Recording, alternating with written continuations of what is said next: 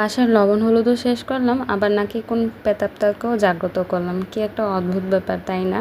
তো যখন আমি বাবার বাসায় যাই, কিছু না কিছু অদ্ভুত করতেই মন চায়। যতই না করেছি এই জিনিসটা আমি করব না, ততই বাসায় যাওয়ার পর এই জিনিসটা আমার মাথায় ঘুরপাক খাচ্ছিল।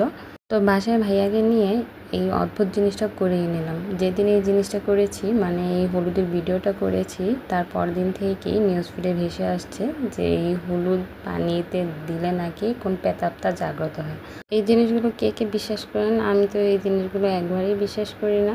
যাই হোক, ভিডিওটি পারফেক্ট করার জন্য কিন্তু আমি হলুদ পানির ভিডিওটি দুবার করে করেছি। প্রথমবার হলুদ একটু বেশি পড়ে গিয়েছিল, সেজন্য কিন্তু ভিডিওটি সুন্দর হয়নি। তারপর অল্প পরিমাণ হলুদ দিয়ে এই ভিডিওটা করেছিলাম। তখন দেখুন কতটা সুন্দর লাগছে। আসলে ভিডিও থেকে বাস্তবে বেশি সুন্দর লাগছিল। তো যারা যারা এখন এই ভিডিওটি করেনি, তাদের আর এই ভিডিওটি করার দরকার নেই। আবার কোথায় কোন প্রেতাত্মা জাগ্রত হয়ে যায় বলা যায় না।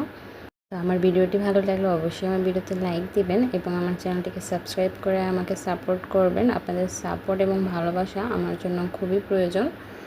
তো সবাই ভালো থাকবেন। আল্লাহ হাফেজ।